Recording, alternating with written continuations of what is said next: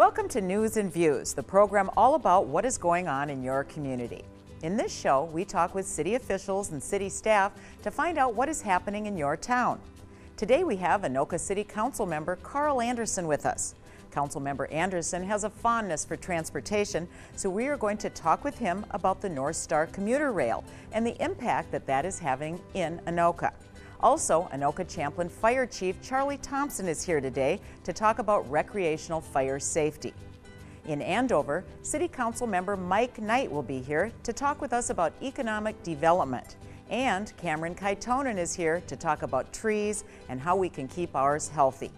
Mayor Armin Nelson is here representing his city of Champlin, and he will tell us about the new Alina Clinic that recently opened. Police Chief Dave Kolb is here to let us know about crime prevention in Champlin. Ramsey City Council member John Letourneau is here to talk about economic development in Ramsey. And Tim Gladhill, who is the Community Development Director, will talk about residential development in Ramsey. All that and much more in News and Views, which starts right now.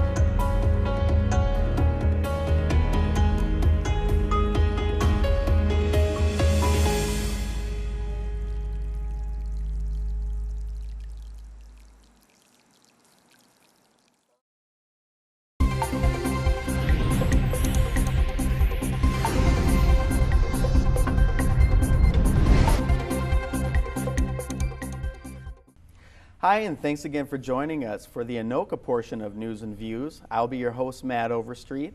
And when we're thinking about Anoka, one of the things that we're always thinking about is development, onward and upward. And one of the things that we can think about today in terms of development is our North Star commuter rail. Now, I know our North Star commuter rail is a topic of particular interest to my guest today, which is going to be Anoka Council member Carl Anderson. Thank you for joining us today. Thank you, Matt, for calling me in. I appreciate it. Now, like I said, I know that this is a topic that's of particular interest to you. First of all, if you could just let us know a little bit, what exactly is the commuter rail? Well, commuter rail is, the distinction is between heavy rail and light rail. Heavy rail uses existing freight train trackage for their cars. Light rail is constructed from the ground up and uses lighter cars and accordingly lighter rail. So the whole system has to be designed to run on the freight tracks, and then of course it has to be intermingled with the freight trains that run through our area. So one of the big goals or stumbling blocks at the start was to secure an easement from Burlington Northern so that we could run our commuter rail on their tracks. And so that took a lot of negotiation. So it was an exciting time. The champion of the project was Dan Earhart. Dan was a commissioner from the Anoka County Commissioner Dan Earhart. And so he was, in my opinion, a prime mover of this venture. Now there was a lot to do. We had to design the stations, we had to design the cars, we had to design the engines right down to the paint pattern, you know, what colors we wanted. This was really exciting for us. And we were joined in the project by the other communities that are served by the rail, which would be Fridley, Coon Rapids, Anoka, of course, Ramsey, Big Lake. Oop, did I leave anybody? No, Big Lake. And then eventually the commuter rail will serve as far west as St. Cloud. Wow. So we had representatives from Sherburne County as well, plus Anoka County, plus Hennepin County. It sounds like a lot of moving parts. It was a lot. It was a big group every time we got together. So we had a lot to do. We had to raise a lot of money. Don't ask me how much. That's not the kind of information that I remember. So right. Well, if we can talk specifically about the station that's in Anoka, where is that station located? Well, it's on the railroad tracks, believe it or not. And I know I asked that same question when I started working on this project. Where's the station going to be? Well, it's going to be on the tracks. So it's on 4th Avenue, just north of downtown. It's actually pretty conveniently located because the state hospital is just north of there. And of course, you were talking earlier about development, and one of the things that we want to do in Anoka is to redevelop that state hospital. It's a beautiful facility, and I think that its proximity to the rail station is going to be very important. I can't even touch on what some of these projects are, but we're really quite excited about redevelopment opportunities there. Sounds like it's going to be quite the hub in that area. Yes, it could be. That's yes. outstanding. Now, what kind of things or facilities can people expect to find at that station? Because I was doing a little reading about it, and it seems like it's going to be kind of almost a full service. Well, yes, it is. In fact, it started out as kind of a whistle stop and, with a couple of shelters, but we found it necessary to build a parking structure. We had a kind of a unsafe situation in that we had people parking on the north side and the south side of the tracks. And so, when you ride the North Star, you get on one side, go to town, and when you come back, you have to get off on the other side. So whatever side you park on, when you come back, your car is on the opposite side. So we had people crossing the tracks right out in front of the train engine. So, so to correct that and to solve other problems, we built this parking structure. And that was just opened, this year. And the parking structure has a walkway bridge over the top. And I think, the same kind of facility is in Ramsey. And that becomes, in my opinion, like an icon for the system, with that walkway over the top. Sure. And I've seen that, and that's actually a very nice parking ramp, situated in a very nice area, easy access. So that's a nice location, nice facility there. Well, just to kind of wrap up here, I just wanted to ask, in your opinion, how can this completed North Star commuter rail, how is this really going to help with the development economically in Anoka? Well, I think transit is so important. And, we've come to rely on the automobile so much, and it's just getting bigger and bigger. My family has a history. My father drove a livery car years and years when the cars were first invented. So we've had this love affair with the automobile for so many years. We have to find some other way of moving people around. So commuter transit and now all of the light rail stuff that's going on in the metropolitan area is very exciting to me as a citizen, as a council member. So I encourage more and more of that type of development. And it sounds like there's going to be a line, the Botno line is going to come up through Champlin, and we're going to have that southwest corridor, and we're going to have something that goes out to the east. And of course, we already have the Minneapolis-St. Paul and then the Minneapolis to the airport connection. So I think we're making strides. Well, I know this is going to be just huge for the city and the connecting cities as well. That's right. And I want to thank you for being here today with us. Again, my guest has been Councilmember Carl Anderson from Anoka. And speaking of Anoka, I was recently taking part in one of the Anoka County Historical Society Ghosts of Anoka tours. We have a video on that, so check that out now.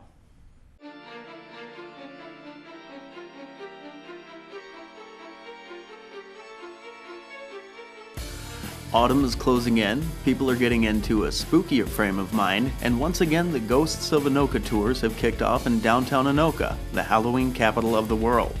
Every year, from May through October, folks looking to get some creepy in their history can sign up and join one of these thrilling tours, safe for family and friends alike.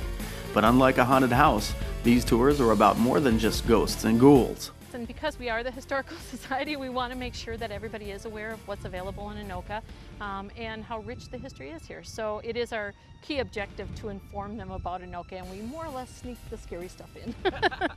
It's just a fun night to go around with your family or your friends, but also it's letting people know that the Historical Society is here in Anoka.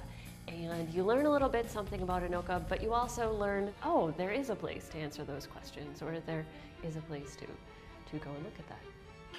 The Ghosts of Anoka tours are currently taking place on Thursday, Friday, and Saturday nights. Tickets are $7 for adults, $5 for children, and $5 for Anoka County Historical Society members.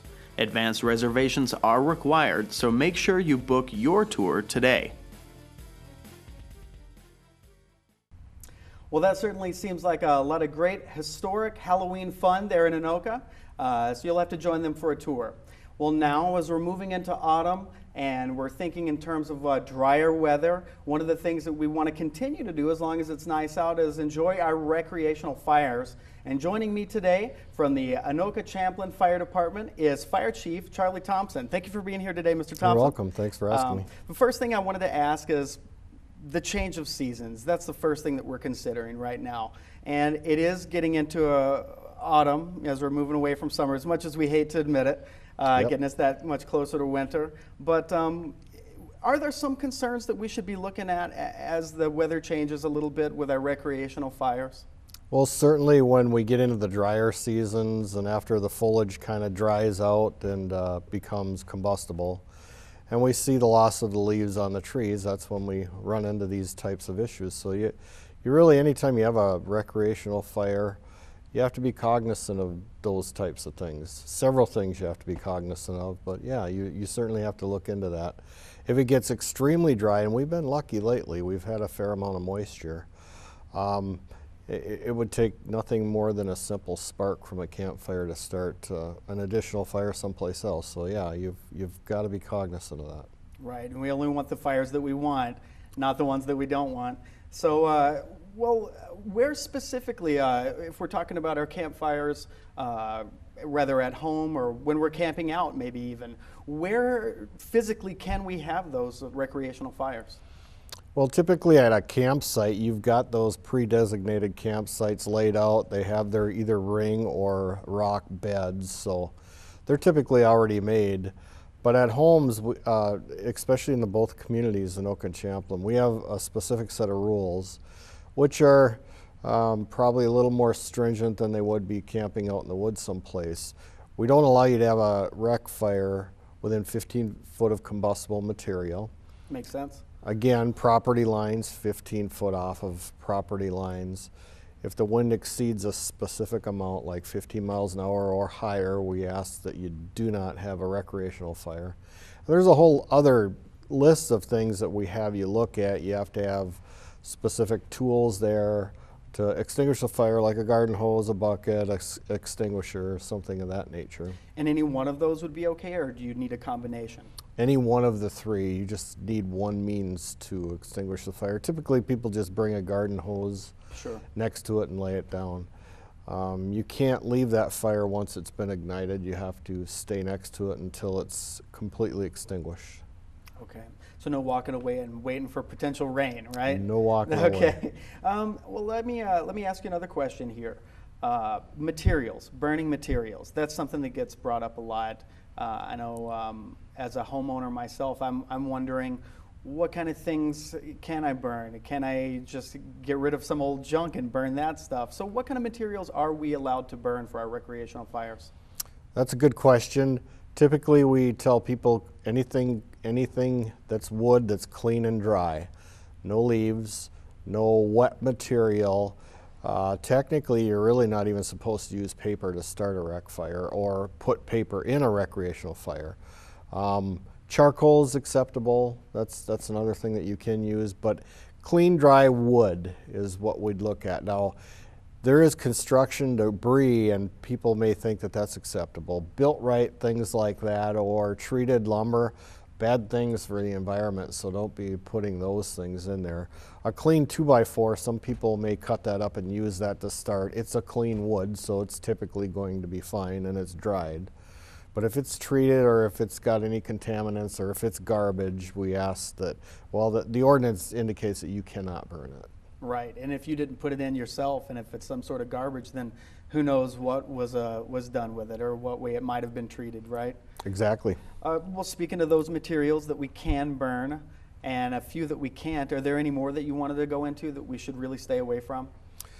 Well, here's another thing, using accelerant to start a fire. People do that, and you really got to be careful doing that. In fact, you shouldn't be doing it.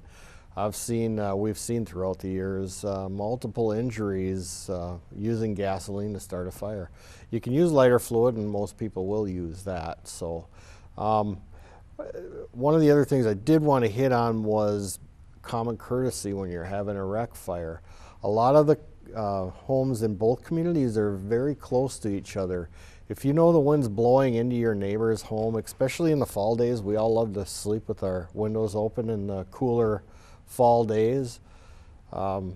If people complain to us, we're going to have to come over and either extinguish your fire for you or tell you to extinguish it. So common courtesy plays a big part in this. Common courtesy, you just want to be a good neighbor all around. Right. Yeah, absolutely.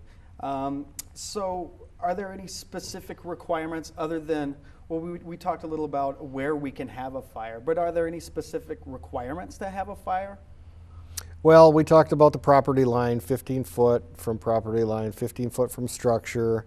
Them are really basically the key items, and then having something on hand to extinguish it. Right. If winds exceed X amount, 15 miles an hour, and people are like, what's 15 miles an hour? Well, if you can see a flag that's sticking straight out, it's 15 miles an hour or more, and that's a good general guideline to go by. I like that, and Yeah. that's easy to find too. It's easy. What about specific permits required? Are we required to have permits for our recreational fires? We do not require permits for recreational fires, and we don't track them. Some communities do.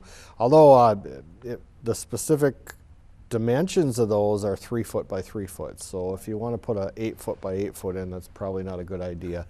We have, in both cities, the city of Anoka and Champlin, we have our rules on the internet, on the city's webpage under the fire department. So if you have any questions, go on the website, look it up, or call the fire department. We'll be able to answer any questions that you might have in regards to recreational fires. Right, that sounds great. And then just kind of to wrap up, just a couple more questions. You mentioned that those are the rules, and they're listed for Anoka and Champlin. Are those rules for both cities the same, since we have the joint fire department? Correct, they are. What we did was evaluate the needs of both cities, and then we took both cities' governing bodies' direction, we fire department personnel, on how they wanted the ordinance crafted. They gave us, they meaning both city councils, direction on what they wanted to see in the ordinance, and the city attorney and I put the ordinance together. Now, a city ordinance, you can be more restrictive than you can a general state statute. And I believe we kind of paralleled things in a lot of ways, but they were very clear that the city council wanted the residents of both cities to be able to enjoy these recreational fires.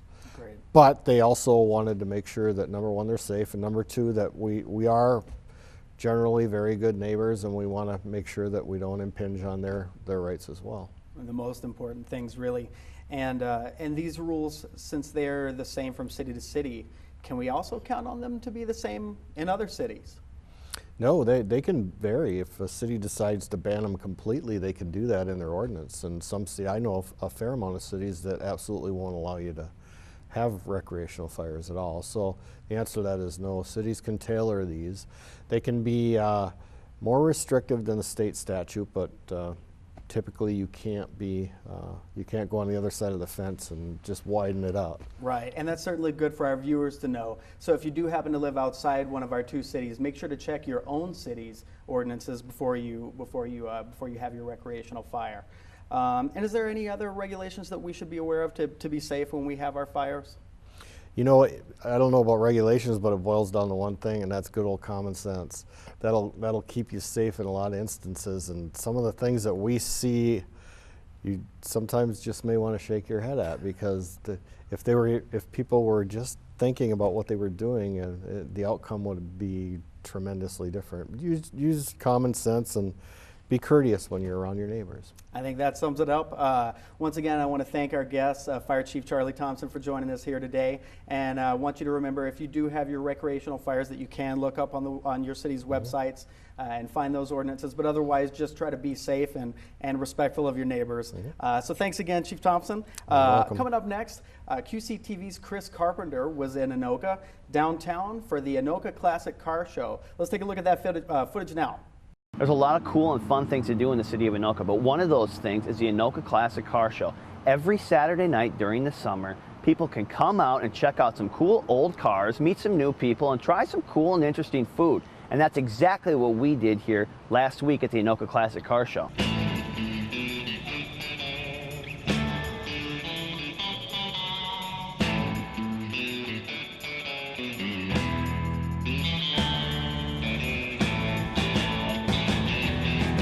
All right, I'm here with Steve. We're at the Anoka Classic Car Show. Pretty good turnout, I think, even though the weather's a little murky. What kind of cars are we looking at here tonight? What typically do you see at the Anoka Classic Car Show? Well, Anoka Car Classic's got a lot of different styles, old ones. The old Plymouth coming in here, that's a nice one. And then you got Charger over there. Got a 59 Chevy Impala over here. 72 Chevelle. Got Corvettes all over the place. And anybody can come? It's open to the public? As long as you got 1981 or older, it only costs $3 to get in. That goes to the Anoka Wrestling and to different charities around the area. Very cool. It goes for a good cause, and it's an every year thing, right? Or are we coming to the end of the season? Yeah, the end of the season will be September 13th, and that one is over at the Anoka High School parking lot. And anybody can come to that as well? And that one's open to all cars.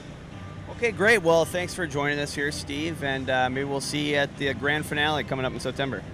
Okay, I'll be there. This we got from the A&W in Anoka about 15 years ago. It was my brother's, and he has now passed.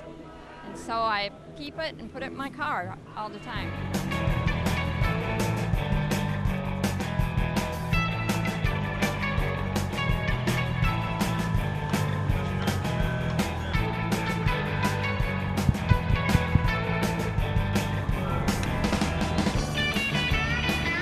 With summer winding down, so is the Anoka Classic Car Show. Just a couple of weeks left, but if you missed it this year, don't worry, you'll be able to check it out again next year. It begins every May and it runs through September. So if you missed this year, grab the family, come out and check out some cool cars and meet some new people next year.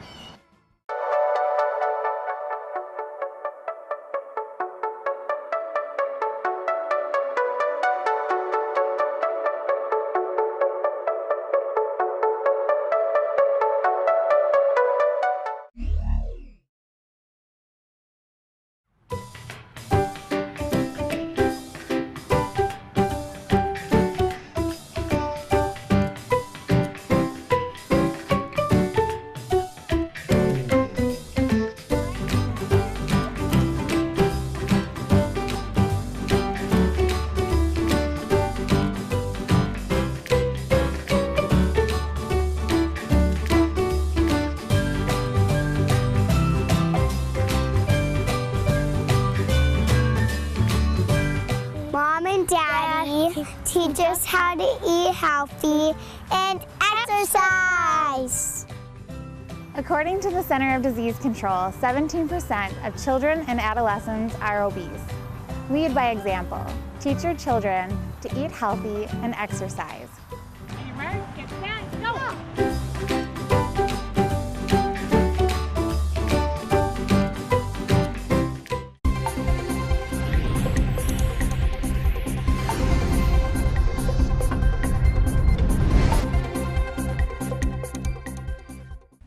Hello and welcome to News and Views. I'm Catherine Lenneberg, and today we're talking about Andover.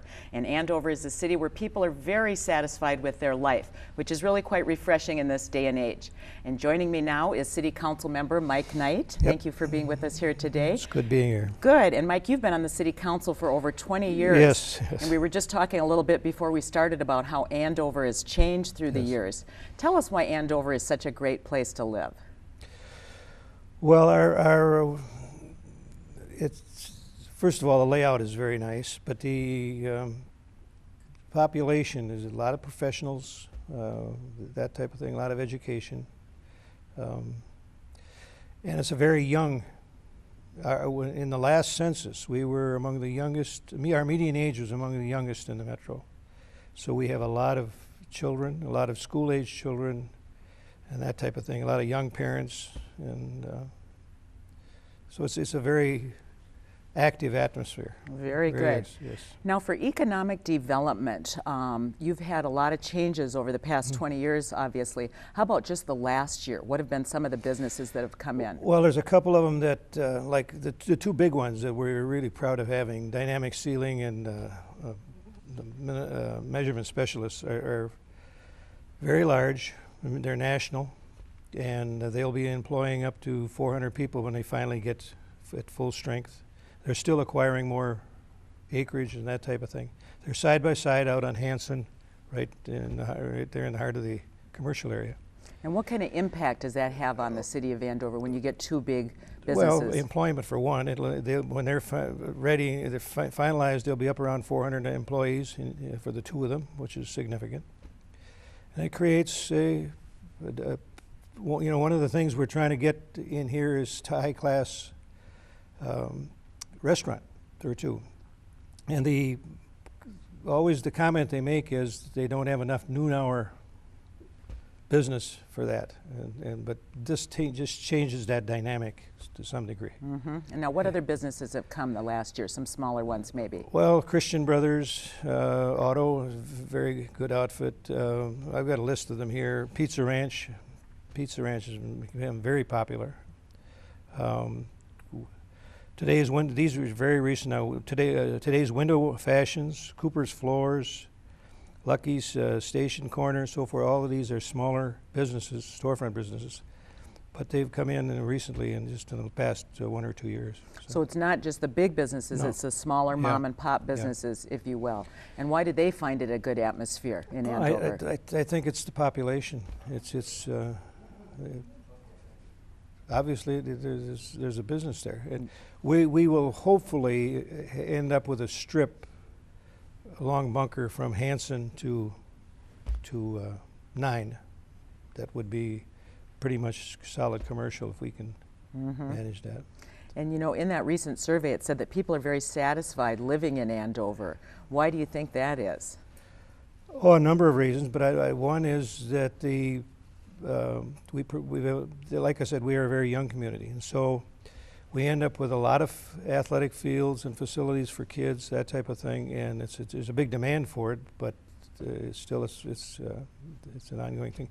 The community center has been an incredible asset for us. It's a combination of city and YMCA together. We're sharing the bill on that big building and the gym and all that.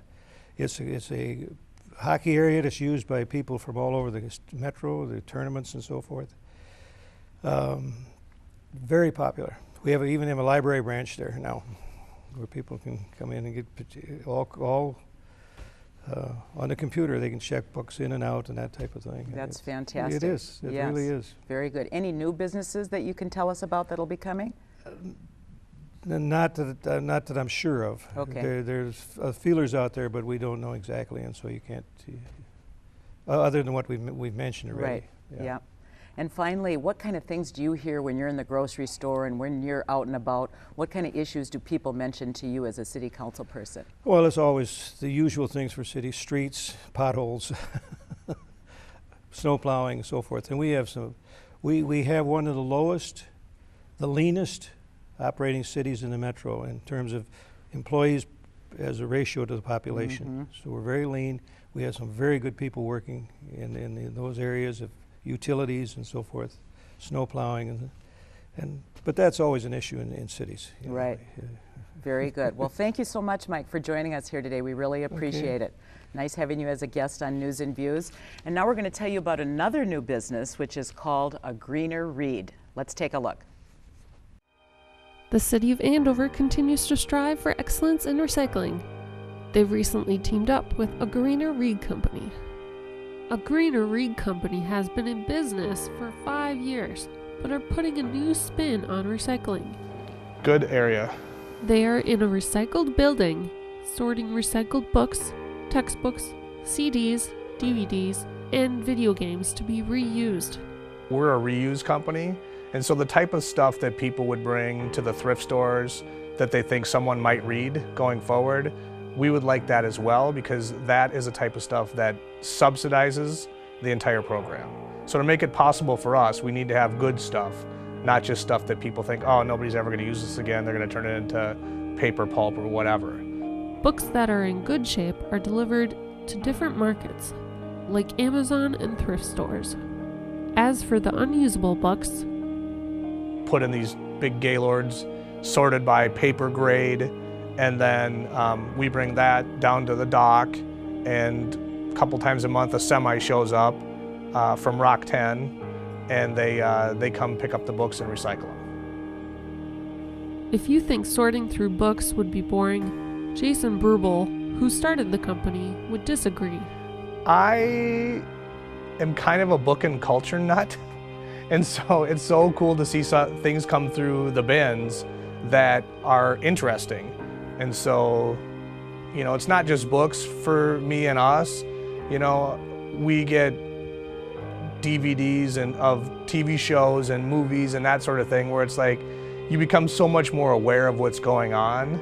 And there's authors out there that it's like, oh wow, this is a science fiction genre author that's published like 20, 30 books that's really popular that I had no idea existed. So I just think it's cool to be plugged into that part of the world, because we're kind of book nuts at heart, and it's fun to see that stuff come through and learn of different people that are producing, you know, good art and entertainment that we hadn't previously seen. So. Tens of thousands of books get dropped off in these green bins. So far, they have 25 bins in total. Jason has many hopes for the growth of the recycling program. I want to be the big local here, and I'd like to do a local bookstore, a used bookstore in the future, a retail, and I'd like to do a local online bookstore in the future. So there's so much opportunity to keep everything sort of here in this community, you know, the greater Minneapolis-St. Paul area. If you wish to be part of the recycling movement or want more information on our Greener Read Company, visit their website at www.agreenerread.com. You know, Leslie always comes up with interesting stories for us here at QCTV, and I thought that Greener Read was a very interesting idea about recycling your books, and I do believe I have a donation for them. Now we're going to switch gears a little bit, and joining me is Cameron Kaitonen. And Cameron, thank you for being with us here today. Absolutely glad to be here. Yes, and Cameron is the Natural Resources Technician for the City of Andover. And tell our viewers what you studied in school and what your job is. Yeah, the job is a pretty dynamic position. There's a lot of variety with the job responsibilities that come with it.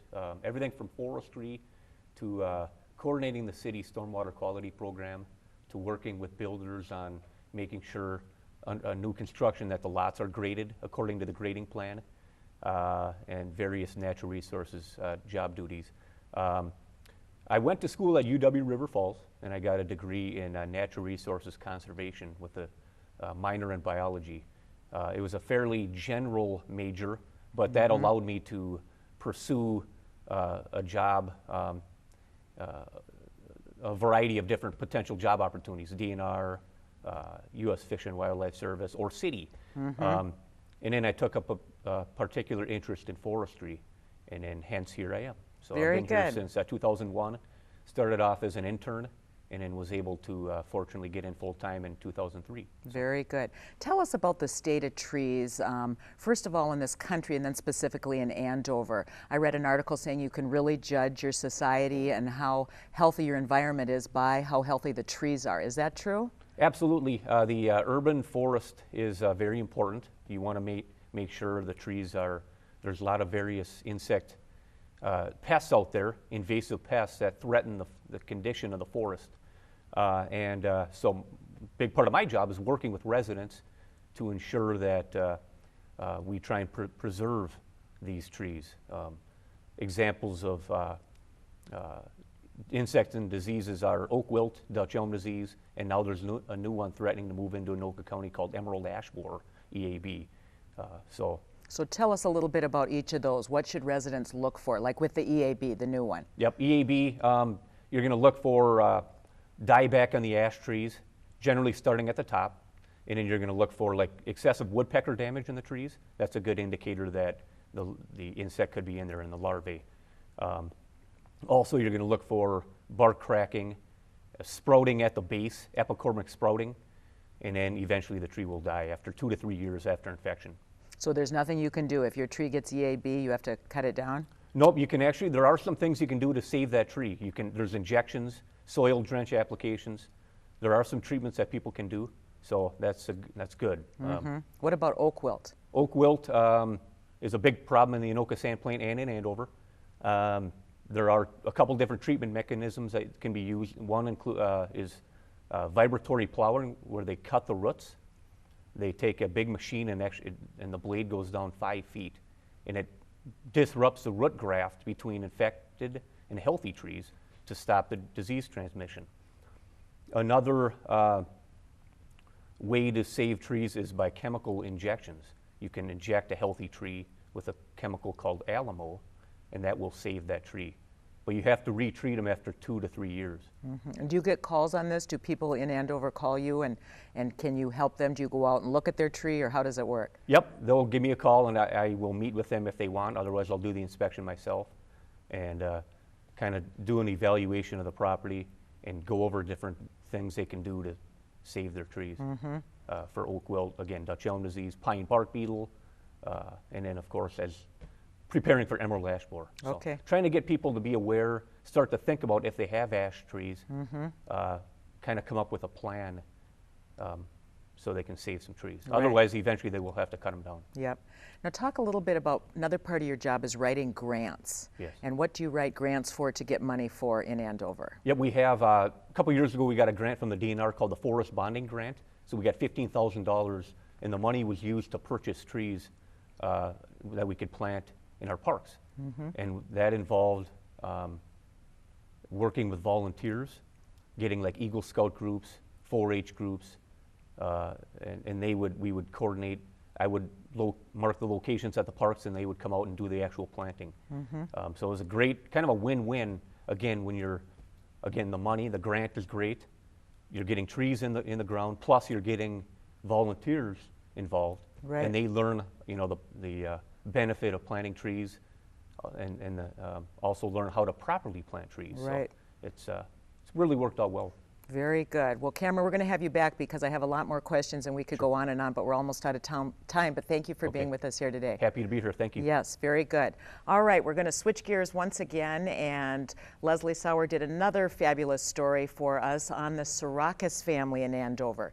And this is a young little guy named Jack who had some really medical challenges, and he was honored recently by Macy's Glamorama, and we have a full program of this. We're just going to play you a clip now, but if you go to QCTV.org and look for the Sirakas family, you'll be able to see the entire program. So let's take a look at that clip right now. I feel like it was within minutes that we were diagnosed with a brain tumor.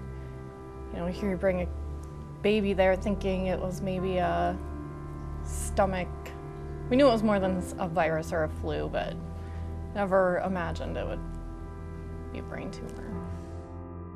It's life-changing. You really realize what's important in life, when you look at what Jack's been through and what he's still going through. And, So it's kind of a cliche, but that's kind of what I sometimes think of is, just really focus on what's important. We're grateful for some of the advances in research and so forth that have allowed him to live this, normal of a life as he could, to be a normal 6-year-old boy. So. Our goal is to raise about $300,000. This event in its 23-year history has raised more than $5.4 million for Children's Cancer Research Fund. Just the love and the support that this family has for each other, and the fact that they can, although they are dealing with their own health issues and their own things, they can go out and support other families. It's very selfless, and it's always an honor to get to meet any of these families, but this family in particular has really gone above and beyond, and really have been thinking about other kids going through the cancer journey outside of their own son. The ultimate goal is, the hope is to get rid of this, nasty thing that happens to kids. Let kids be kids, basically.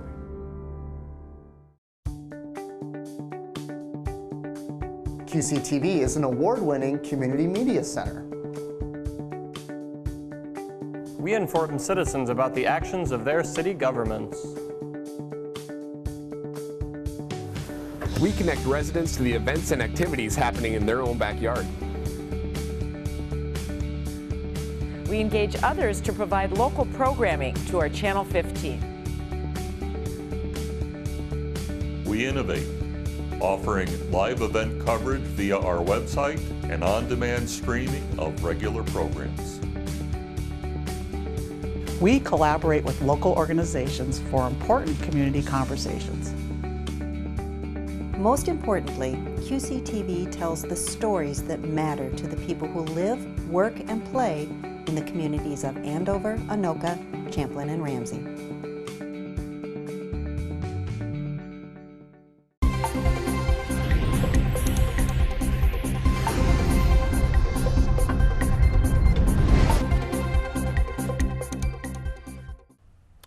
Welcome to the Champlin segment of News and Views. In this segment, we are joined with Mayor Armin Nelson, and we are talking about the new Allina Clinic that's coming to the city of Champlin.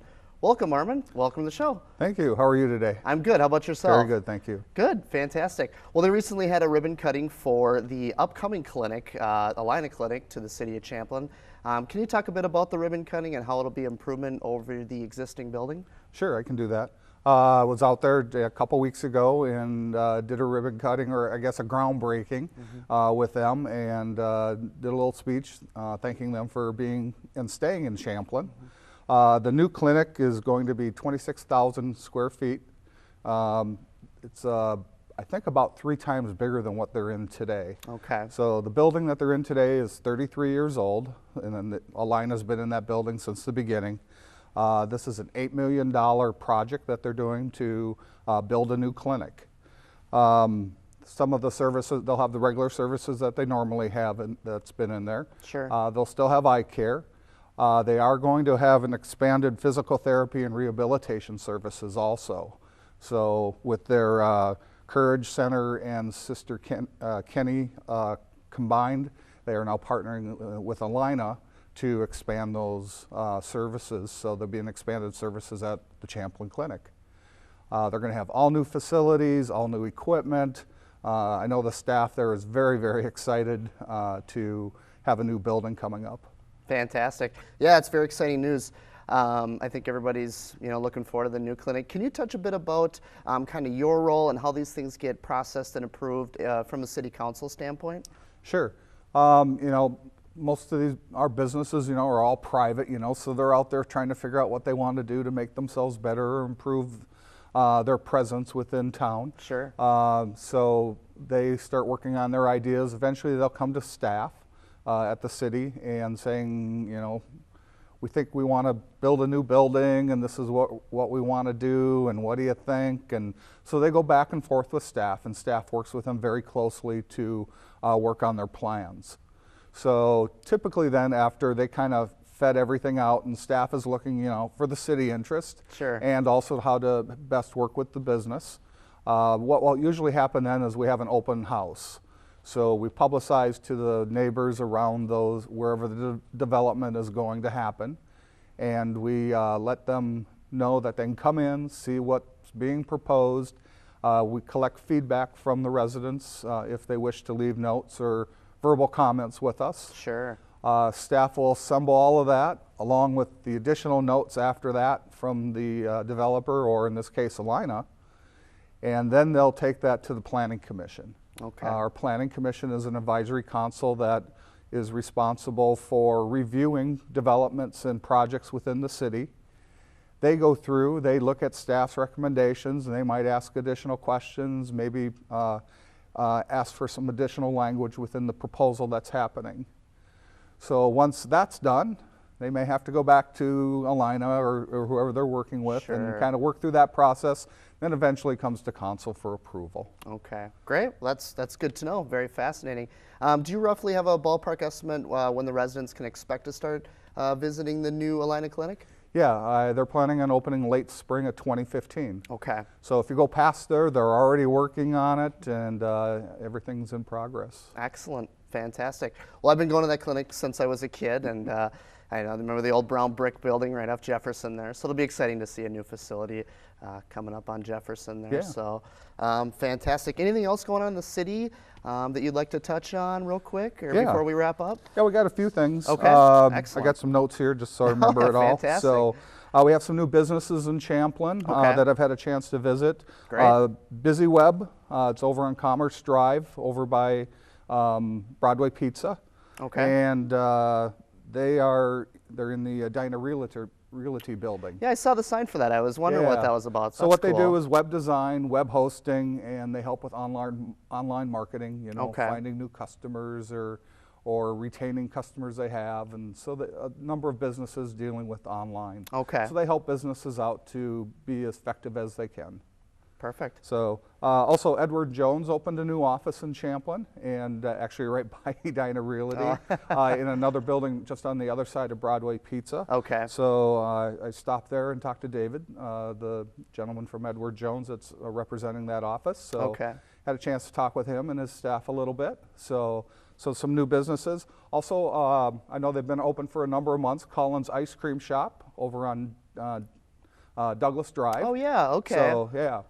They've got 32 flavors of ice cream. Nice. They talk about 150 flavors of different pops. Oh, if you go in there, there's not a root beer you can't try. They have I'll have to check that out. Lots of different kinds of root beers. So cool. Some other development going on in the city. We have Acorn Mini Storage that's going up on Champlin Drive. Okay. So they're well into progress on that. Sure. Also, if you're aware, the American Legion building's been sold. Yeah, I heard about that. Yeah. And they're moving the tank, right? Yeah, they're going to move the tank. The tank is going to be moved over to Veterans Park. Okay. Do you know how they're going to move that tank? I was curious about that. Yeah.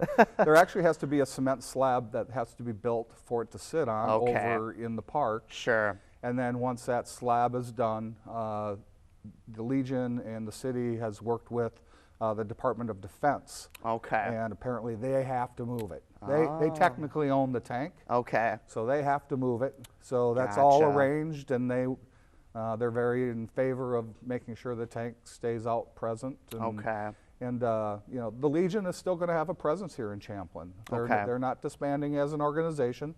They just don't have a Legion building that they've typically have had. Sure. So we still want to thank them for all their support that they've given the city for all these years and the continued support that they'll look at in the future. Absolutely. A couple other projects that we're working on is Applewood Point. That's happening. It's a senior co-op that's going to go up on Cartway Road and Dayton Road. Okay. So still going through some of the processes and approvals with that, but we've done some preliminary approvals with that development. Okay.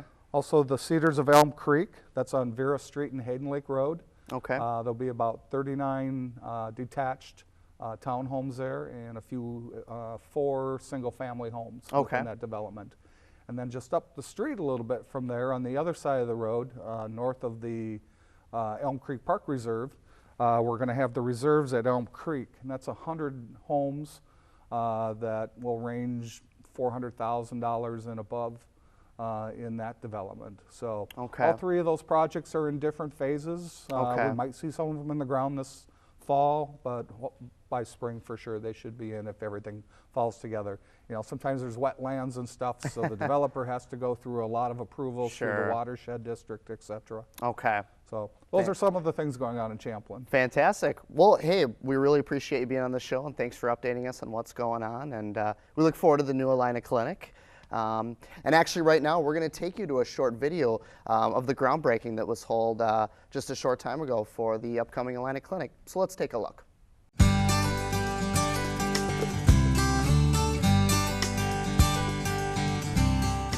This has been a long time coming, but today we've done a groundbreaking for a brand new clinic in Champlin. This clinic has provided, the people in this clinic have provided great care for 33 years in Champlin, but the clinic is past its prime, and it's not designed for the kind of health care we deliver now. It wasn't built for electronic medical records, and it's too crowded. So this new clinic will allow our physicians, clinicians, and staff to deliver great care to the people of Champlin and the surrounding communities in a much more effective way. It'll be single story, it'll have more room for urgent care, more room for Courage County rehabilitation services, and just more room for people to have a great experience working with their caregivers. Our clinics are now designed so that the use of the electronic medical record fits into the flow, so that the patients and the physicians and staff can work together with the record to help it deliver better care. So the rooms are really designed to facilitate the exchange of information so that what patients need to learn from us and what we need to learn from patients can happen seamlessly.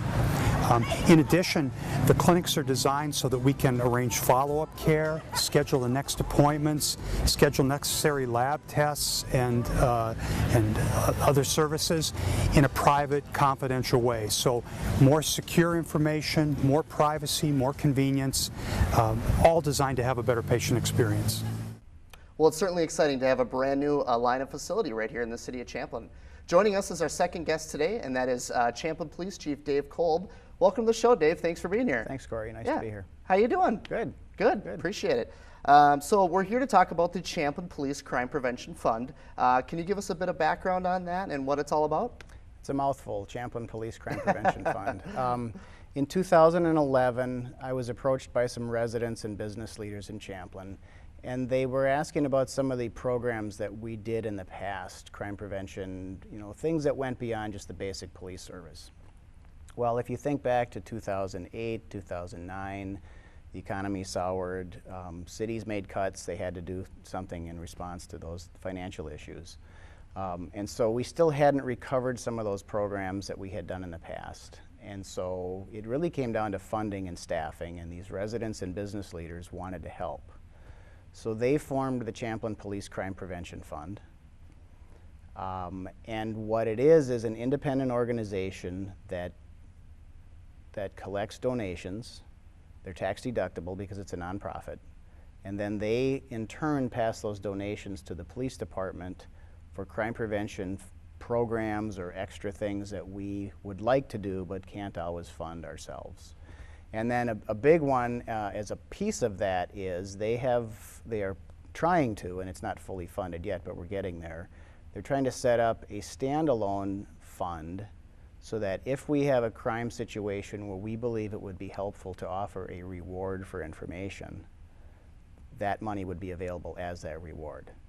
And the problem with trying to do that without this sort of organization is we really don't think it's appropriate to take tax revenue, which is our normal funding source, and offer that as a reward. Okay. So this is a way to have a reward available if we really believe that's going to solve a significant case for us without having to use tax revenue. Sure.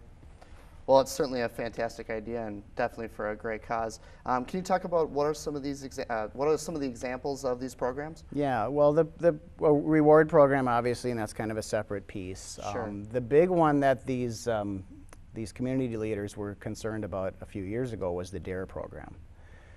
We have a police officer at Jackson Middle School. That officer teaches DARE to the 5th grade students at the Champlin Brooklyn Park Academy. And we have a funding source for teaching DARE, but it had been running a deficit for many years. Okay. In fact, it still is, but we're trying to stabilize it. And so the Crime Prevention Fund came and said, geez, we'd like to help with that. And some of these are things like when the kids graduate from the DARE program, they get t-shirts, which they're usually very proud of. And there's textbook costs and there's additional costs for this program. Sure. And so the Crime Prevention Fund identified that one early on as something they wanted to help with. Okay. They received a significant donation. In fact, they have twice now from the Champlin-Dayton Athletic Association, specifically earmarked for the DARE program. But there are other things we'd like to do. We're trying slowly to bring our bike patrol back, and the Crime Prevention Fund has been helpful with that. Trailhead Bike Shop in Champlin has been assisting as well. So what I like about this is there's a lot of community involvement. Absolutely. And really, you know, the police are part of the community and vice versa, and so it's a good opportunity for residents or businesses to get involved and to help out. Okay. Obviously, financially is the big issue there, but even if it's a small amount, sometimes it's just good to know that people have the ability to pitch in and become involved. Sure. No, that's fantastic. Can you touch just briefly on what the future holds for the Champlin Police Crime Prevention Fund? Well, it's going strong, but a difficulty has always been identifying funding sources. Okay. You know, times are getting better, but they're not perfect, and you know, and in a city like ours, every little bit helps. So really what we're doing now with the board of the fund, and the fund has an operating board that oversees this, is we're starting to brainstorm about ideas of how to bring in additional funding. Donations, basically. Sure. And so in the coming months, we're going to have more of those discussions. And really what I would urge is residents, businesses, anyone in or around Champlin who would like to help, is you can go right to the website for this organization. It's a tax-deductible donation. It's strictly limited to crime prevention programs through our police department. Okay. Their website is champlincrimeprevention.org. Okay. And that site can tell you a little bit more about the organization, and you can donate right there online with a few clicks. So oh, wow. I think the future is just more community involvement and people wanting to help. Sure. That's fantastic. We encourage everybody to get involved in that. We think it's for a great cause, absolutely. So, yeah, well, we certainly appreciate having you on the show, and thanks for being here. Any big weekend plans for Labor Day, or? Kids are back in school Tuesday, so gotta get ready for that. Yeah. There you go. All right. Well, thanks again for being here, Dave. Certainly appreciate it. Now we're actually going to take a quick peek at a recent community event that was held at Andrews Park. That was the Dinner and a Movie event. Let's take a look.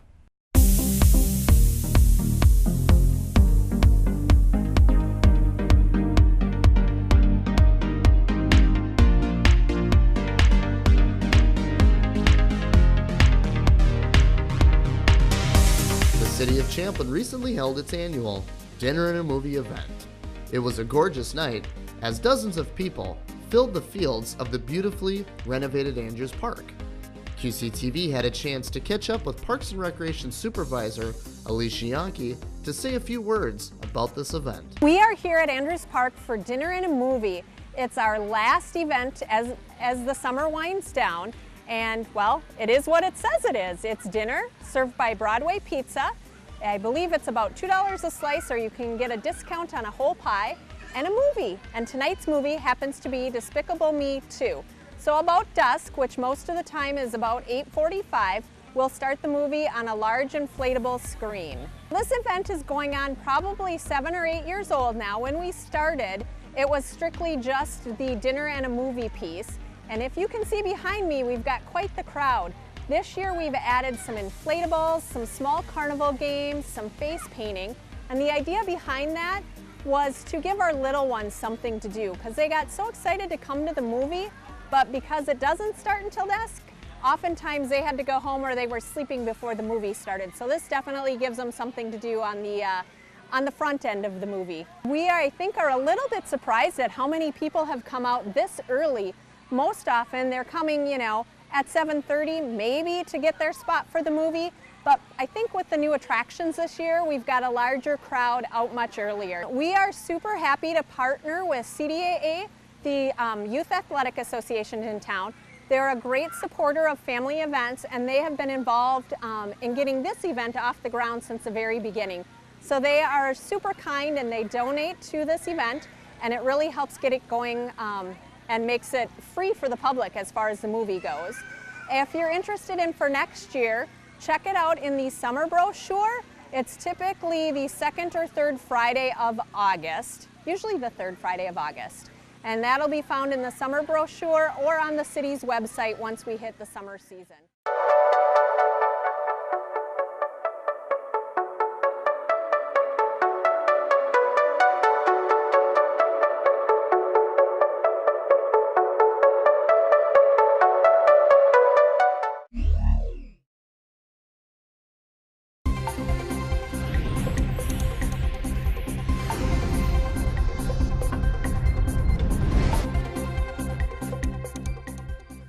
Welcome to the part of the show where we get caught up on everything that's happening in Ramsey.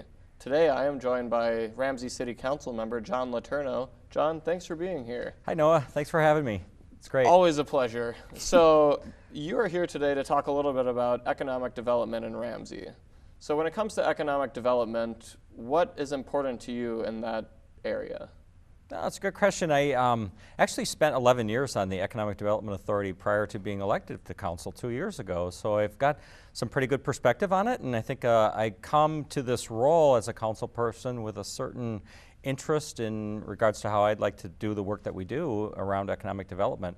And I think of economic development more as how the city attracts new businesses, how it retains the current businesses that are there. So it's about, you know, as much about its expansion as it is about retention and sustainability. And I think it even more broadly is that how it relates to improving our tax base.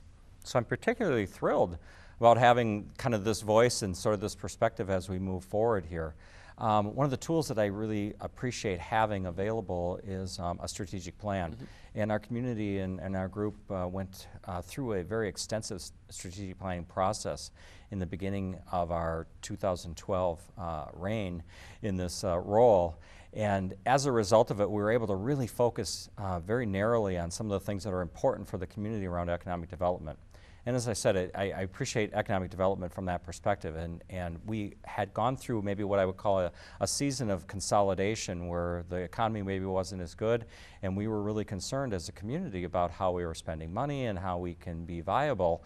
And I think economic development and the whole thoughts around that allows us this great opportunity to focus on how we can grow our community and improve the tax base so that we can then improve the services and the quality of life for the residents. And so I'm thrilled that we're using economic development in that light. Yeah, I mean, Ramsey is always growing. It seems like there's new businesses popping up all over the place. So as, you know, when it comes to economic development, what are some key projects right now happening in Ramsey in your eyes? Again, we're really excited about kind of how things are starting to really come out of the ground a little bit, so to speak. We've obviously we closed on some property that was in our core area, so this is our main city hub. One of the projects that comes to mind was the closing and the finalization of the McDonald's site. And so that property is poised right now for development or for building. It looks like probably McDonald's is thinking about a time frame that might be in the 15-16 range, somewhere adjacent to how the Armstrong overpass is going to be built. They want to time it a little bit more closely to that. We've got the completion of the Residence of the Core, which was 230 apartment units, sort of an upscale offering adjacent to our rail station. That's doing very well. The occupancy rate is at or ahead, actually, of their projections, so that's very exciting. We had an offering and we closed on a deal with Casey's General Store for another site located on the eastern side of the core, which is really a great offering. Recently we just signed another purchase agreement and are continuing to work on an arrangement with another 215 market rate apartment unit and combination hotel. And so there's some really cool things that are happening right now inside our core. So we're excited to see that. And that's just kind of a quick rundown of some of the ones that are really hot right now. Yeah, I mean, I spend a lot of time in the core when I'm in Ramsey, and it is definitely booming. It's a really nice area. Yeah, it's fine. It's good to see it starting to take off and come together a little bit. And so yeah, it's even more.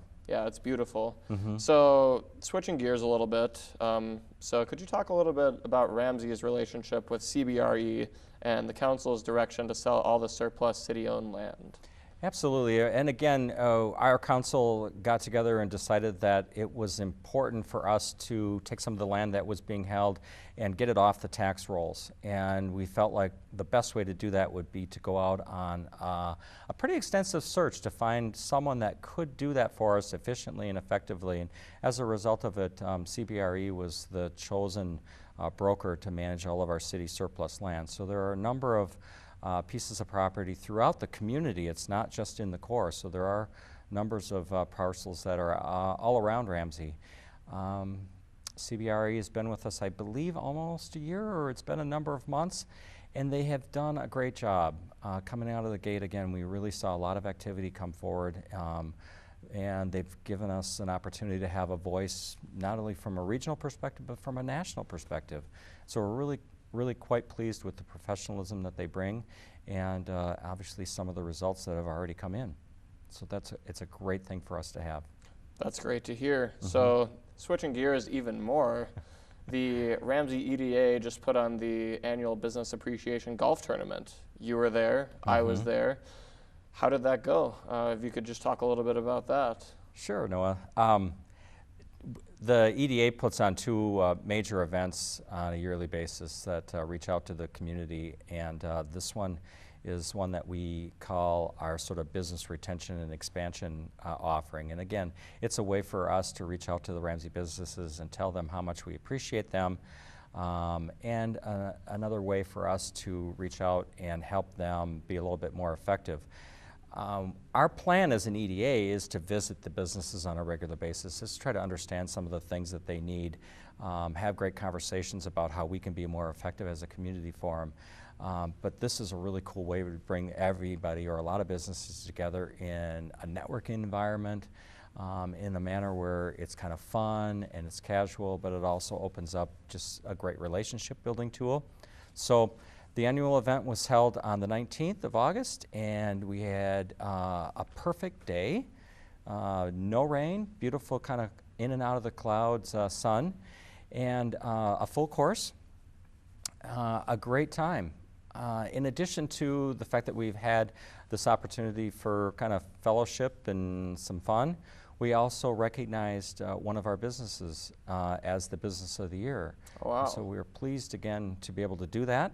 And this year it was Acapulco in the core. And so it was fun to be able to single them out to some degree and give them some special recognition for the way that they've contributed to our community, and again, just to share partially in the success they're having and what that means for the rest of our community. So we're very thankful they're there, and we are just proud to announce and recognize Acapulco as our 2013-14 Business of the Year. Well, it seems like every event I go to, Acapulco is involved somehow. I mean, they're out at the draw events. They provide margaritas and food. And I've eaten there, actually, at the one in the core. It's a great location. Everybody needs Mexican food. Absolutely. There's always been a discussion about how we need to have more sit-down restaurants in the community, and Acapulco has been a great example of why that's true. That's great. So, John, I just want to thank you for joining me today. I've enjoyed our time together, and I actually had a chance to go out to the Business Appreciation Golf Tournament. Let's take a look at some of the footage. It was a beautiful day as some Ramsey business owners hit the links for the Ramsey Business Appreciation Golf Tournament. Ramsey Economic Development Manager Ted LaFrance gave us some background on the event. The Ramsey Business Appreciation Golf Tournament, quite the name, has been around for countless years. It's a staple event in the community, specifically for our businesses. Our EDA wanted to thank our businesses for their investment here in Ramsey. One of the ways that we do that is through an event such as this. We host a couple of other events throughout the year too, but this is our premier event, really saying thank you to our businesses for investing in the community. Business owners weren't the only ones to make an appearance. A few elected officials were out enjoying the fresh air as well. Chris Riley, longtime resident, almost 20 years. I'm the councilman representing Ward 4. Not running for re-election now, just trying to do a good job. Number one goal is getting land sold so we get it back on the tax rolls and help the city out in that way. My name is Christine Williams. I've been a commissioner on the Economic Development Authority, the EDA, for the past 5 years. My husband and I have lived here for the past 12. Chris and Christine gave us the lowdown on what their involvement in the tournament was all about. I'm here representing the city on the city council. I'm sitting at the city hall. Try to tell them some about the economic developments that have been going on. A lot of people have had questions about the core and land that we've been selling. So been highlighting some of those things. I have golfed a few times, though not my best showing. And in the past few years, Chris Riley and I have been our representative at the EDA booth. This event wasn't just about playing golf, it was also about having a good time, and maybe even a laugh or two. We get to meet great people. There's how many teams come through here, and we get to say hello to them. We feed them some candy and some water and wish them well. And then we get to do a little heckling when they end up into the weeds.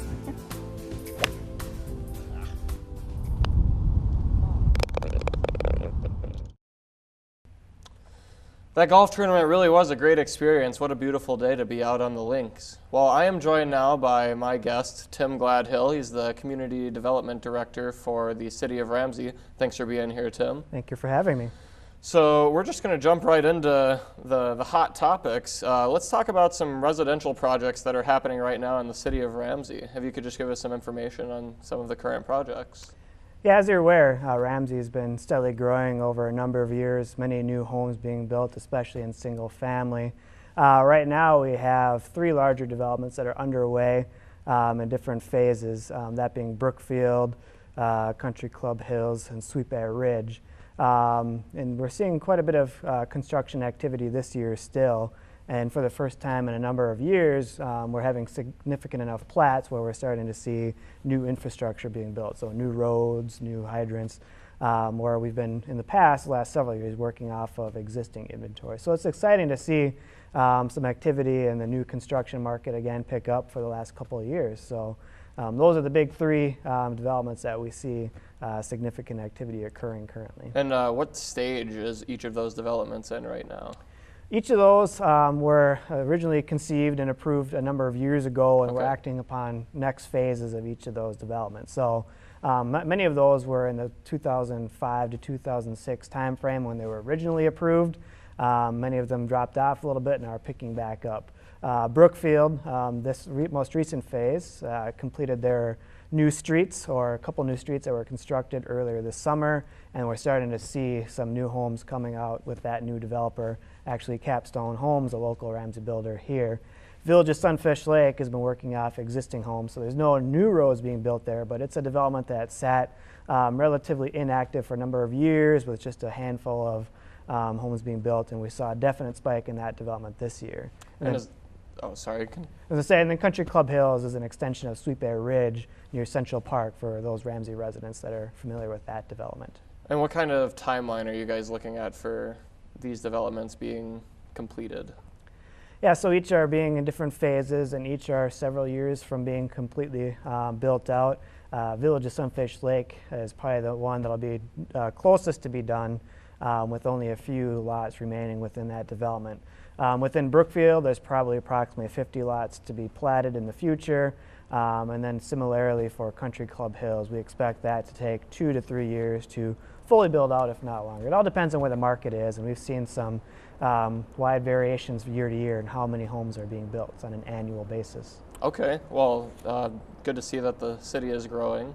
Yeah. And in addition to the residential projects that are happening, I understand that there's also a few housing developments under review. If you could just touch on that a little bit. Yep, so I mentioned that we've had a couple that have had new phases come forward, and we're seeing some even more pop up behind that. So, and one thing we're seeing is more of the rural style. So Ramsey is very much balanced between rural, suburban, and urban development. So it's important for us to see some of the rural character too. So 2 of those developments, Pine Ridge and Rabbit Meadows, might not have a large number of lots, but they're more of the rural subdivision. Those are in the early stages of review. We anticipate that maybe they'll start construction later this year, but we're still under review of the plans, specifications, make sure the roads are built appropriately, capacity enough for the different utilities that will go along with that, such as stormwater.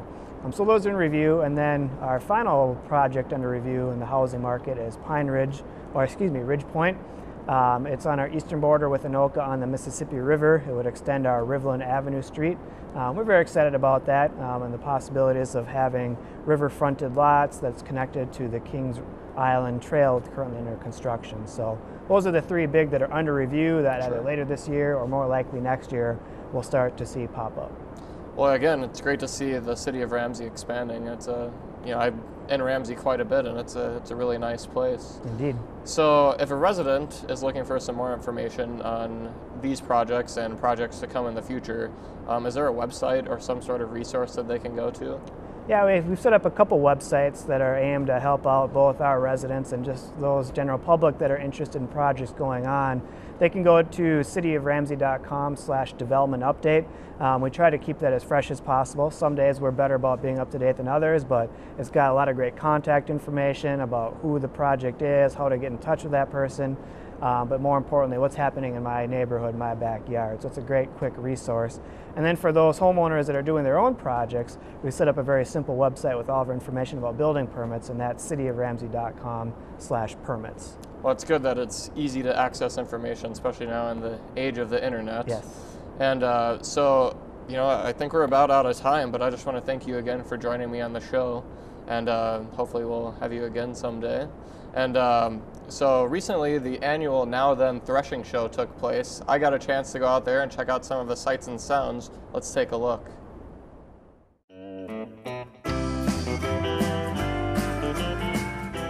The sun was hot and the steam engines were loud at the 2014 edition of the annual Now Then Threshing Show. We had a chance to meet the president of the Now Then Historic Power Association, Andrew Haberly. He gave us some background on the event. The threshing show was originally started in Rogers, Minnesota in the early 70s as a result of the freeway construction through Rogers. They had to move some farm equipment out of the way, and they thought they'd do some threshing one last time, and some people turned out to come and watch them, so they thought they'd try it again the next year. This is the 44th year. They moved to the Now Then area in the mid-90s due to the sale of the property they were using.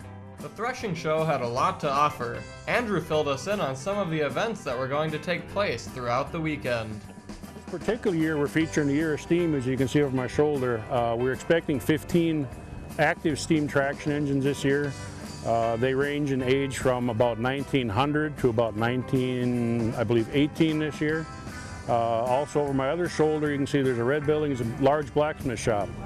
On site we have a sawmill, we have live music all day long, miniature train rides for the kids, we have church services on Sunday, tractor pull on Friday night and Saturday nights, about 3 to 4 hours long each night, large flea market on the hill.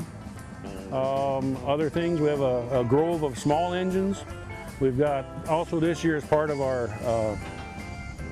steam year, we've got another large stationary steam engine. It's got an 11-foot flywheel on it. It's operating for the first time in about 50 years this year. The other items, we have threshing going out in the field. The Oliver Kelly farm will be here on Saturday and Sunday plowing the fields with ox. Putting on a show of this caliber takes a lot of hard work. Mr. Haberly gave us some insight on what it means to him to see his hard work pay off. There's a lot of a variety of people that are here, a lot of experience, history that other people bring that I don't know anything about, so you get a lot of learning from others' experience. A lot of this isn't available anywhere else anymore, so it's learning a lot about where we came from. That is the important thing about here.